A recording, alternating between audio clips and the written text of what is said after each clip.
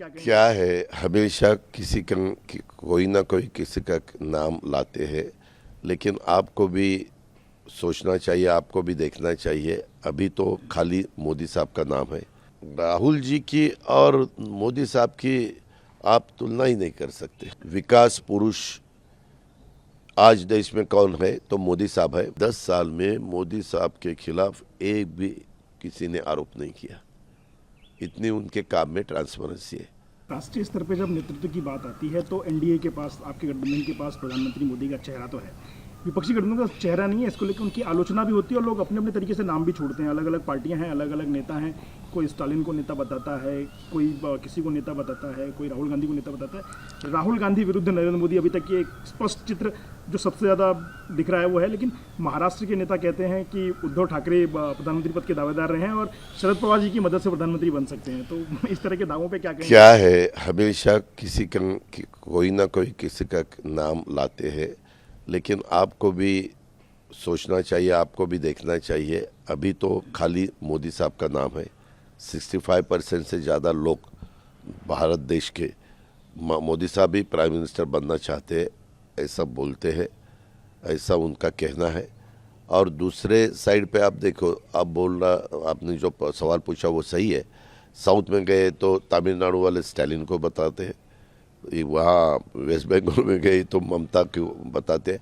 ऐसे अलग अलग। बीच में पिछले दफ़ा 2019 में नीतीश कुमार जी का नाम सब ले रहे थे, लेकिन नीतीश कुमार जी अपोजिशन में थे, वहाँ से वापस वो मोदी साहब के साथ आए। यानी वो एक चेहरा था। पिछले दफ़ा 2019 का चुनाव आप याद करो, उसमें उनका नाम था। तो वैसा अभी तो किसी का नाम नहीं लगता। तो ज़्यादा से ज़्यादा कुछ स्टेट राहुल गांधी जी का नाम लेते। राहुल गांधी जी की भी जो पिछले 15 साल या 20 साल हो गए वो मेंबर ऑफ पार्लियामेंट है, शायद 15 साल हो गए। और यहाँ मोदी साहब के 10 साल एज अ पार्लियामेंट का काम के बारे में। स्टेट में तो उन्होंने गुजरात का काम किया, वो काम लोगों को अच्छा लगा और इसीलिए वो सेंट्रल में पॉलिटिक्स करने के लिए आए और देश के प्रधानमंत्री बने। तो राहुल जी की और मोदी साहब की आप तुलना ही नहीं कर सकते। महाराष्ट्र की राजनीति में पिछले कुछ समय से समीकरण लगातार बदले हैं। 2019 के बाद से तो हमने कम से कम 2 या 3 बड़े परिवर्तन देख लिए, लेकिन देश की राजनीति में भी लगातार चीज़ें बदलती रहती हैं। खासकर जब गठबंधन की बात आती है, कई लोग जो पहले मोदी विरोधी थे मोदी के साथ हैं, कई ऐसे लोग जो धुर आलोचक थे अब धुर प्रशंसक बन चुके हैं। शायद उनके 10 वर्षों के काम की कमाई होगी ये। लेकिन महाराष्ट्र में आपका जो सामंजस्य है उस पर बार बार टीका टिप्पणी होती है कि मौका परस्ती है, सिर्फ सत्ता में रहने के लिए आ गए हैं, ईडी के डर से आ गए हैं, सीबीआई के डर से आ गए। तो जो समीकरण है आपका एकनाथ शिंदे जी का और देवेंद्र फडणवीस जी का, आपस में आप लोगों के संबंध हमेशा से अच्छे रहे, लेकिन राजनीति में क्या ये समझौता है, मजबूरी है, या कहीं ना कहीं सही में विकास का लक्ष्य है? ये बिल्कुल मजबूरी नहीं है, ये बिल्कुल समझौता नहीं है। मैं डेवलपमेंट का हमेशा सोचता हूँ। विकास पुरुष आज देश में कौन है तो मोदी साहब है। मैंने 2014 में उनके खिलाफ काम किया है, 2019 में उनके खिलाफ काम किया है।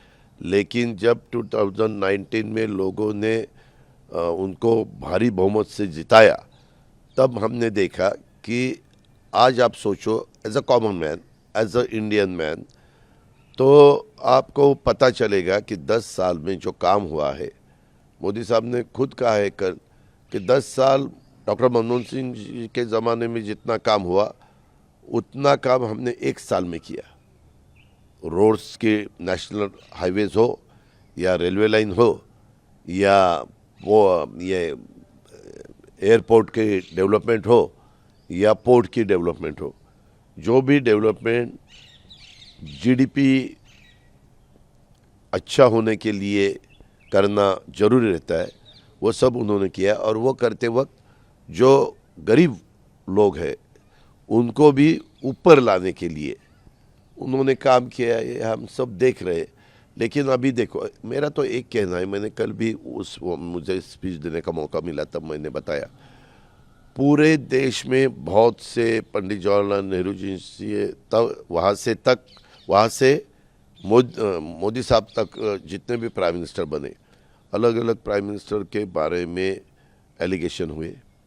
10 साल के डॉक्टर मनमोहन सिंह के ज़माने में भी एलिगेशन हुए, 2G का हुआ, कोल का हुआ, कोल माइंस के बारे में बहुत कुछ हुआ, बार बार मीडिया में भी सब आ रहा था।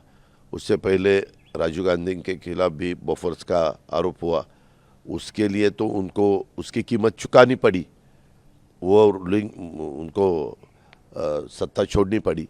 लेकिन 10 साल में मोदी साहब के खिलाफ एक भी किसी ने आरोप नहीं किया।